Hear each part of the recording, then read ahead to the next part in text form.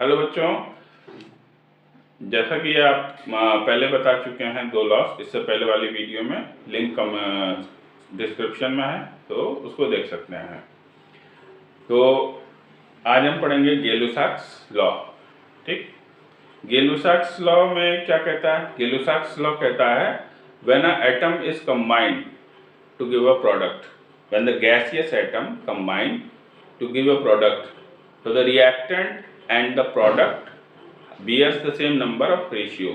यानी कि जब भी गैसियस रिएक्टेंट हमारे और गैसियस प्रोडक्ट, ठीक, वो गैसियस रिएक्टेंट हमारे रिएक्ट करके प्रोडक्ट बनाते हैं, तो गैसियस रिएक्टेंट नाइट्रोजन, यहाँ पर नाइट्रोजन गैस है, तो nitrogen 1 volume of nitrogen, 1 mole nitrogen का है, 3 मोल हाइड्रोजन का है, तो 1:3 रिएक्ट कर रहे हैं, तो कितना प्रोड्यूस कर रहे हैं अमोनिया का?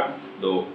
अब यहाँ पर ध्यान देने वाली बात है कि नाइट्रोजन गैस है, हाइड्रोजन भी गैस है और अमोनिया भी गैस है। ठीक, रेशियो क्या है? 1:3 ratio of hydrogen is to 2 ratio of ammonia. अब देखते हैं, यहाँ पर क्वेश्चन दिया है, यहाँ पर 100 ml of methane is burn and produce carbon dioxide and water. Find the volume of oxygen required and carbon dioxide produced. चलिए, तो हमें निकालना है ऑक्सीजन कितना रिक्वायर्ड है और कार्बन डाइऑक्साइड कितना प्रोड्यूस हुआ है। Required oxygen and production of carbon dioxide. तो यहाँ पर देख लेते हैं 100 रेशियो क्या है? 1:2:1। तो अगर 100 ml हमारा मीथेन है तो ऑक्सीजन कितना लगेगा उसमें? 2 वॉल्यूम, यानी कि 200। तो द ऑक्सीजन रिक्वायर्ड 200 ml और कार्बन डाइऑक्साइड बनेगा कितना? 100 ml। वेरी सिंपल, कोई ज़्यादा कठिन क्वेश्चन नहीं है। ठीक है, चलिए अब इसमें एक दूसरा क्वेश्चन देख लेते हैं। यहाँ पर ध्यान देने योग्य है, यहाँ पर क्या है कि 60 ml of nitrogen, 60 ml of nitrogen combines with the and 60 ml of hydrogen, यानी कि हमारे पास 60 ml नाइट्रोजन और 60 ml हाइड्रोजन है। Find the composition of resulting mixture, यानी कि हमारा कितना प्रोडक्ट बना वॉल्यूम और कितना रिएक्टेंट हमारा बच गया। ठीक है, जो कंज्यूम हो जाएगा वो तो कंज्यूम हो जाएगा, वहाँ पर हमें फाइनली कुछ नहीं मिलेगा। तो यहाँ पर देख रहे हैं 1 volume, 3 volume of hydrogen, 1 volume of nitrogen is to 2 volume of ammonia। चलिए 60 ml of नाइट्रोजन है, 60 ml नाइट्रोजन है। चलिए ठीक है, अब 60 ml नाइट्रोजन के लिए इसका हाइड्रोजन कितना लगेगा? 3 × 6, 3 6 जा 80, 180 ml लगेगा क्या? हाइड्रोजन। अब यहाँ पर देखें क्या क्वेश्चन में है? 180 ml हाइड्रोजन है? नहीं है। 3 हाइड्रोजन के लिए हमारा 1 वॉल्यूम ऑफ अमोनिया नाइट्रोजन लग रहा है, तो 1 वॉल्यूम ऑफ हाइड्रोजन के लिए 1/3 नाइट्रोजन लगेगा।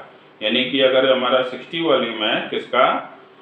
हाइड्रोजन का, तो उसके लिए हमारा नाइट्रोजन कितना वॉल्यूम लगेगा? 60/3 यानी 20 ml। तो 20 ml हमारा रिक्वायर्ड है क्या? नाइट्रोजन।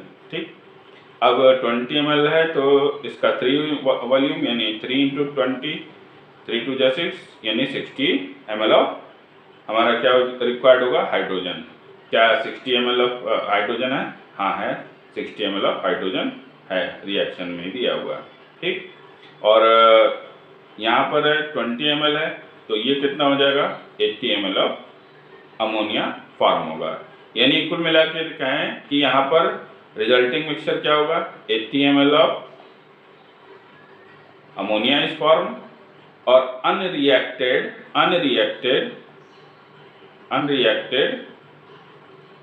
N2 बच जाएगा कितना? 60 में से 20 गया, 40 ml। ठीक, ये हमारा रिजल्टिंग मिक्सचर हो जाएगा। नेक्स्ट आता है हमारा Avogadro law.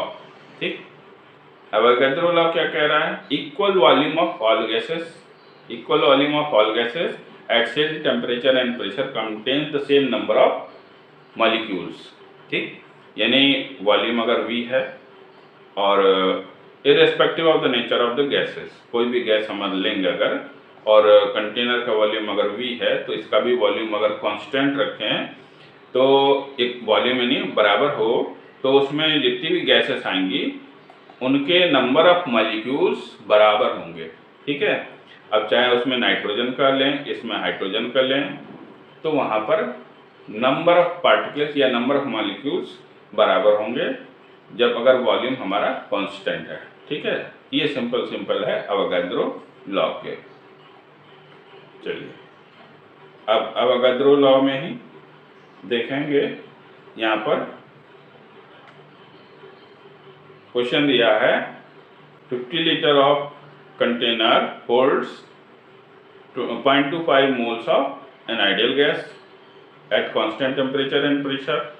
If the amount of gas is increased to 0.50, अगर अमाउंट बढ़ा करके 0.50 कर दिया जा रहा है तो वहाँ पर keeping the temperature and pressure constant, तो वहाँ पर हमारा नया वॉल्यूम क्या होगा।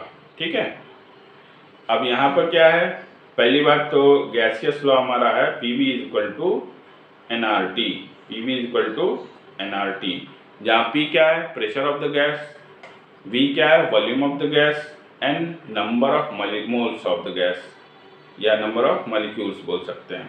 R गैस कांस्टेंट है और T हमारा एब्सोल्यूट टेम्परेचर है, यानी टेम्परेचर में